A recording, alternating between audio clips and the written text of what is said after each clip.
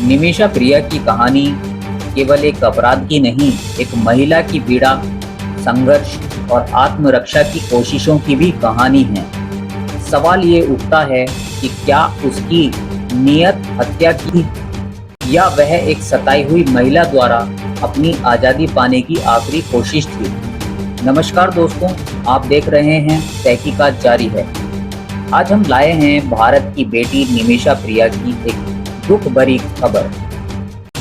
सोचकर भी डर लगता है। उधर यमन में निमिषा प्रिया की सजा देख निमिषा प्रिया आखिर फांसी के फंदे तक कैसे पहुंची? निमिषा ने यमन में ऐसा क्या किया कि सुना दी गई फांसी की सजा? अब सवाल खड़ा होता है, निमिषा प्रिया को फांसी लगने से बचाने का कोई रास्ता है?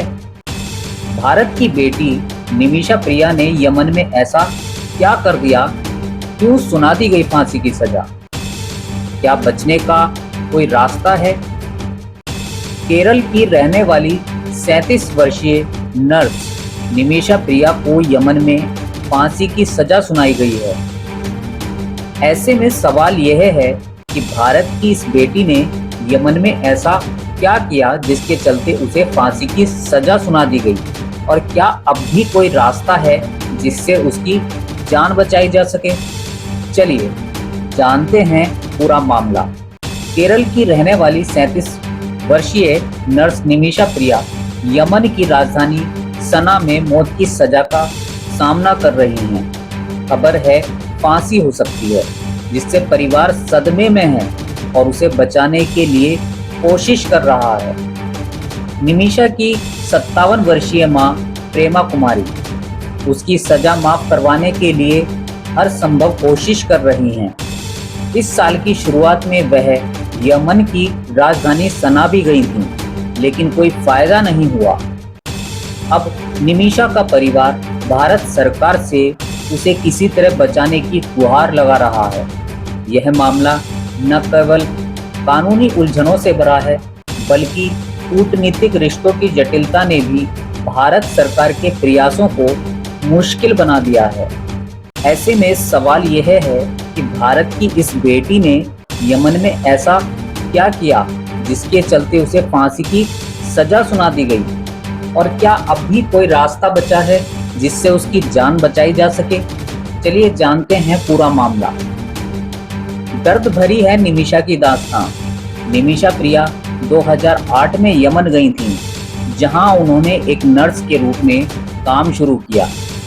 2011 में उन्होंने एक भारतीय नागरिक से शादी की और एक बेटी हुई, लेकिन 2014 में आर्थिक परेशानियों के चलते पति और बेटी को भारत लौटना पड़ा, जबकि निमिषा वहीं रुकी और अपना खुद का क्लिनिक खोलने की कोशिश की, क्योंकि यमन के कानून के अनुसार विदेशी महिलाएं अकेले कारोबार नहीं चला सकती।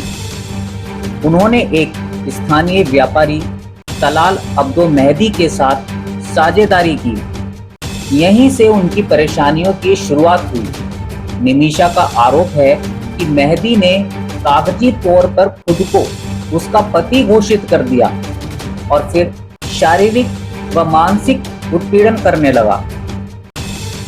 मेहदी ने न केवल उनका पासपोर्ट जब्त कर लिया, बल्कि उनकी कमाई पर भी अधिकार जताने लगा। निमिषा का यह भी आरोप है कि वह नशे का इस्तेमाल कर उन्हें नियंत्रण में रखता था। इसी पीड़ा से निकलने के लिए उन्होंने एक स्थानीय जेल अधिकारी की मदद से तलाल को नींद की दवा देकर बेहोश करने की कोशिश की, लेकिन यह ओवरडोज बन गई और मेहदी की मौत हो गई। यमन की अदालत ने इस मामले को हत्या करार देते हुए निमिषा को मौत की सजा सुनाई। 2023 में हुती विद्रोहियों की शीर्ष न्यायिक संस्था ने भी यह सजा बरकरार रखी, लेकिन यमन के कानून के अनुसार अब निमिषा को बचाने के लिए सिर्फ और सिर्फ ब्लड मनी का रास्ता है। यमन के कानून में खून बख्शी या ब्लड मनी का विकल्प मौजूद है, जिसका मतलब होता है कि मृतक के परिवार को आर्थिक मुआवजा देकर आरोपी को फांसी से बचाया जा सकता है। निमिषा प्रिया के वकील ने एक ऐसी दलील दी है जिससे निमिषा प्रिया की फांसी की सजा पर रोक लग सकती है। दरअसल निमिषा प्रिया के वकील ने गुरुवार को सुप्रीम कोर्ट को बताया था कि याचिकाकर्ता एक नर्स है। वह रोजगार के लिए केरल से यमन गई थी, लेकिन वहां एक स्थानीय व्यक्ति ने उनके साथ उत्पीड़न शुरू कर दिया। उसके बाद उत्पीड़न की शिकार इस महिला अपने कारोबारी मित्र तलाल अब्दो मेहदी की हत्या करने के लिए मजबूर हो गई थी। ये मामला साल 2018 का है। मृतक तलाल अब्दो मेहदी मूल रूप से यमन के रहने वाले थे। 14 जुलाई को सुप्रीम कोर्ट में सुनवाई भी होगी। दोस्तों, आपका इस बारे में क्या कहना है?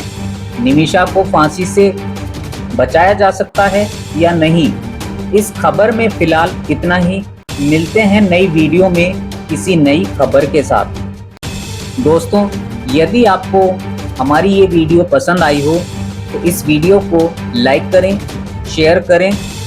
यदि आप हमारे चैनल पर पहली बार आए हैं तो हमारे चैनल को सब्सक्राइब ज़रूर करें।